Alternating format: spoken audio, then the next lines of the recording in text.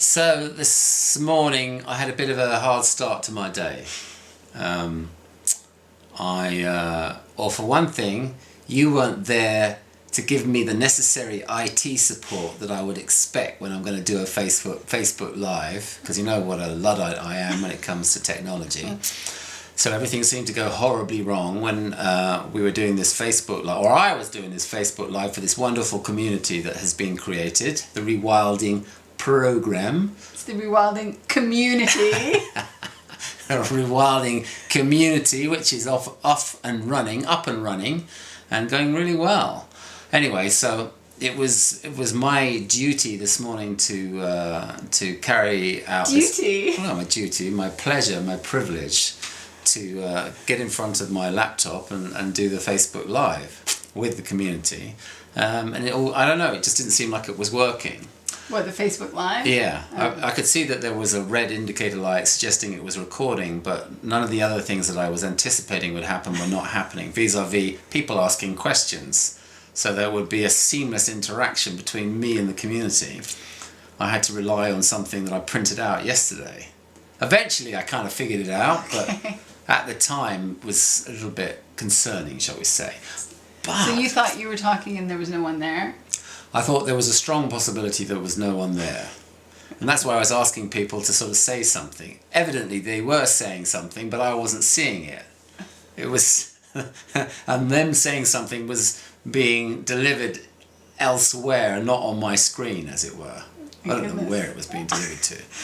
It could only happen that way to you. It could. And then added to which, 5 minutes before getting on screen, I decided to drink this very strong matcha green tea, and unbeknownst to me, with the benefit of hindsight, I would have known that it was probably the matcha green tea that was making me feel the way that I did. Not until we Googled it after the event that we did discover that a green tea in that kind of quantity can cause one to have a hot flush. Or caffeine. Caffeine, so I didn't know that. So anyway, I'm having a hot flush 5 minutes before I'm supposed to get on front of the camera. And I feel like, oh no, I've got a fever. I better take my temperature. I've got a fever. And so I came to the table, as it were, because I suddenly realized by the time I'd taken my temperature, realized I got a fever, that I'm supposed to be in front of the camera. So I got in front of the camera thinking, oh no, I got COVID. Oh no, none of this technology is working. Where's Rohini? And then I read this question out loud, and I don't think I was actually, my conceptual mind was kind of like in repose in a way. What do you mean? Well, I wasn't in repose, I was in screensaver mode. On a Facebook Live. On a Facebook Live. I was trying to go through the motions of presenting myself in a meaningful way, but my mind is going, oh my God, I got a fever, I might have COVID. Oh my God, what's happening? And then it's which, oh no, the technology is working, this is all going horribly wrong. And then, but I'm still somehow managing to read the question, but I don't think I really absorbed the true meaning and essence of that question. Did you eventually settle down? Well, what was so interesting is that, yeah, absolutely, I did settle down at some point. I think I fessed up to the fact that I was feeling nervous, which I think was a good decision. And then as I got into it and answered more questions, then I could settle. And then the interesting thing was, there was a point in the whole experience where I suddenly realized, oh wow, I don't have a fever. I know, I just knew in my physiology that I not only had I settled down in my mind, but in my personal mind, but I had settled down in my physiology. And it was so cool to realize like so much of that had been where I was going with my thinking process. Well, now you can empathize with women going through menopause. I can, exactly. And it's not the first time it's happened, is it? It's the second time. And the first time I actually went and got a COVID test. Not that you're a hypochondriac. I guess so. It's funny, I'm much more of that than you, typically. Yeah. I don't know why. I don't know why. But anyway, well, I guess because I'm not used to hot flushes. Second time now. But so anyway, so this idea or this question that was posed was around the idea of taking things personally, and I think that I kind of got the wrong end of the stick. I don't know, maybe I didn't. I answered it in the way that I chose to answer it, and what was fresh for me, despite the fact there were all these sort of conflicting things going on in my head. The fact that you're even able to speak. The fact that I was even able to string a sentence together was an absolute miracle. But I'd be curious to know, because I know that you read it and you read it differently. I talked about not taking things personally from the point of view, yes, it's all about state of mind, and then if we can see and understand the way that someone's showing up, if they're out of balance or out of whack in some way, that's just a reflection of their state of mind, and hopefully I can see their psychological innocence. That's kind of the way that I was answering that question. But I think that the question that was being asked, and perhaps that was a part of it, the question was being asked is like, well, what do you do when that anger is kind of justified? When someone is justifiably angry towards someone, and then in that scenario, and of course that is a personal thing. Does that make sense? So I have to get more practical. So let's say, you had an example. The example of me cleaning out the refrigerator and leaving things on the counter. Yes, that is one of my pet hates. Although you did it recently, and I didn't, I was like, okay, it's fine. And okay, so the context is I take things out of the refrigerator and don't throw them away because they need to be recycled. And I might not immediately wash them and put them into the recycling. Yes. And that's in your mind. Okay, that's in your mind. In my mind, you like to present yourself as this champion of the planet. I present myself. Well, in the past, you kind of got on your high horse and been on your soapbox with me, and perhaps I am not one of those people that are very vigilant in the way that I recycle. I mean, I try and do my best, but I don't do it. But I don't do it as well as you in terms of where your sentiment is, let's say. Because I think even though you're a great champion of the planet, the role that you play is more of an executive one. Like, you will get everything out of the refrigerator that you feel like has passed its sell-by date, and this milk carton is definitely something that we should put into recycling, but nevertheless the milk carton is full of milk and cream or whatever it is.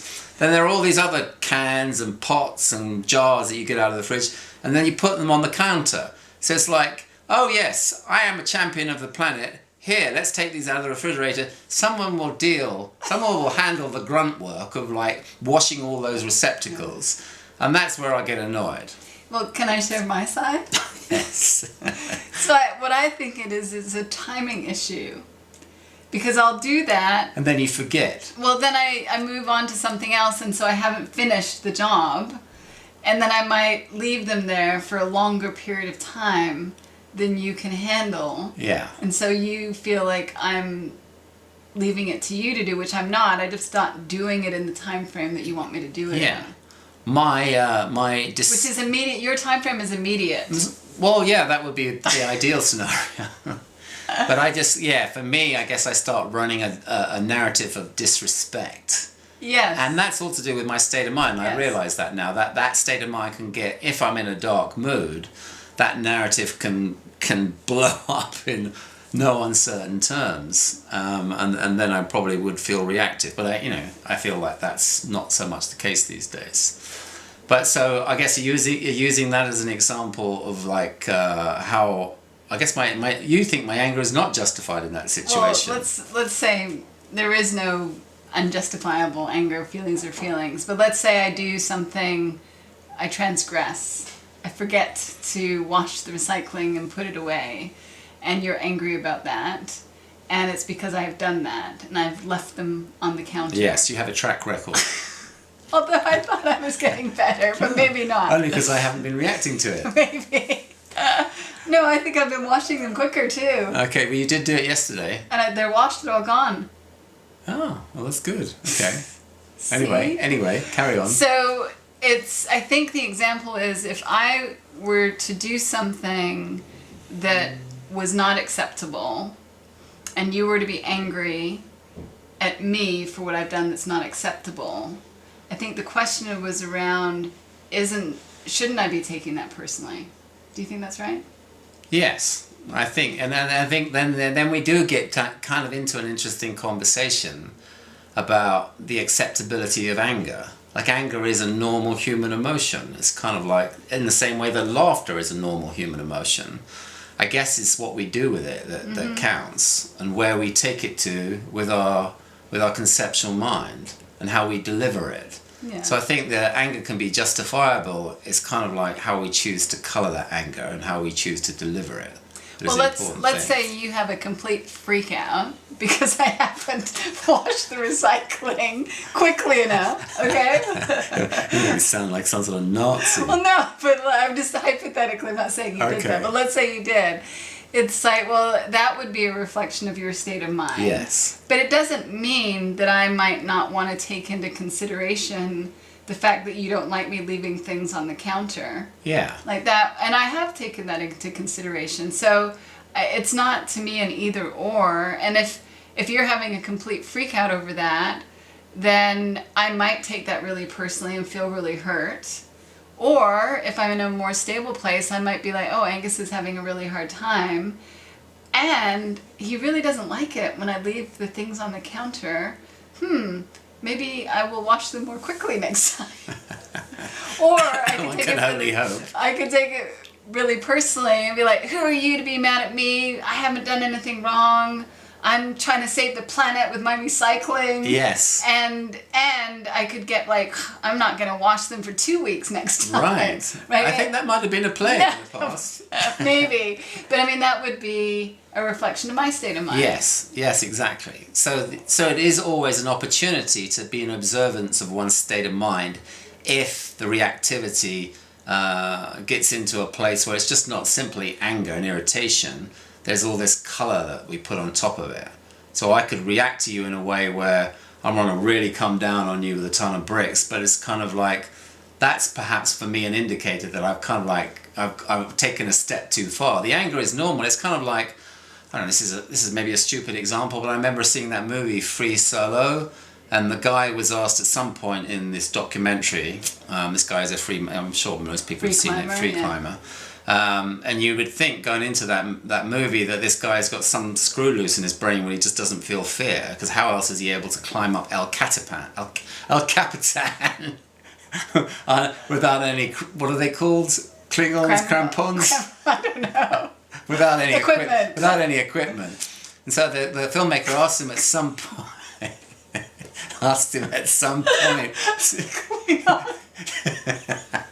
It's a good thing I didn't say tampons, because that came to mind. How can you climb? Do you feel fear? and I was expecting him to say no, or half expecting to say, and it's like, and he points to me and says, of course I feel fear. Look at the size of that thing. Of course I feel fear. It's just like kind of keep it in the back of my mind, and looking at it through the lens of the principles. That for me was like, yeah, he doesn't get on board that train of thought, because if he did, everything would go horribly wrong. So for me, that's kind of like, I can relate that back to anger. I can feel the anger. Do I want to do anything with it? Do I want to make any extra meaning out of it? Any extra meaning out of it is actually a normal human emotion. And I can do that for myself, and I can do it for the person who's even getting angry with me. Do I want to make any extra meaning out of it? It's just, okay, they're angry. It's like, that's normal. Yeah, I think on a very practical level, when we're looking at relationships, it's about really understanding that people are going to get angry in relationships. And to the degree that we're able to see that as a reflection of their state of mind and not dismiss everything that's being said, but like the recycling, for example, I can take on board like, oh, he really doesn't like that. Maybe there's something I could do differently. That's going to help to grow understanding and compassion in the relationship. Yeah. And that if we're not able to be present to someone else's anger, then that's a reflection of our own state of mind in that moment. And so it's really ultimately, relationships are going to be better the more we're able to find that place of well-being inside of us, so that we're not destabilized in the face of someone else's emotions. And because we're human, I'm not always able to stay in that place. Sometimes I can't handle being around your anger or your low mood, and I have to take care of myself, or I get reactive in response, and then eventually I settle down. So it's kind of, to me, it's recognizing that what you're saying is true, that anger is just a healthy emotion. And a lot of times we do get caught up in it and create a mess with it, but it's not the end of the world. Mm-hmm. And if one person's able to not take it personally, that's a good start. Yeah, and I think for a good portion of our relationship thus far, sans principles, I would take any shade or faint hue of anger from you really personally. And now I feel like, they're all in a very, it could be very subtle, and I would be all over it, and be really reactive to it. And then hopefully now I just see, well, that's just anger. In the same way I could see, like, well, that's just fear. I don't have to get on board that train. Right. It's normal. Like when you have your anger coming out. Yeah, for you or for me. It's kind of, I can see your innocence, I can see mine. And I see that so much more clearly now. And ultimately, if something needs to get worked out, like the recycling, we can, when we're able to hear the other person and understand what the issue is, which I think I've figured out that you don't like me leaving things on the counter. It's public now. I think I've learned that. Is like, then I can do my best to, not make it a two-step process. I don't know. It might be a two-step process, but the steps could be closer together. Yeah, I'm not actually, to be honest, that bothered by it now. I do feel like I'm not bothered by it now. Maybe just a little bit.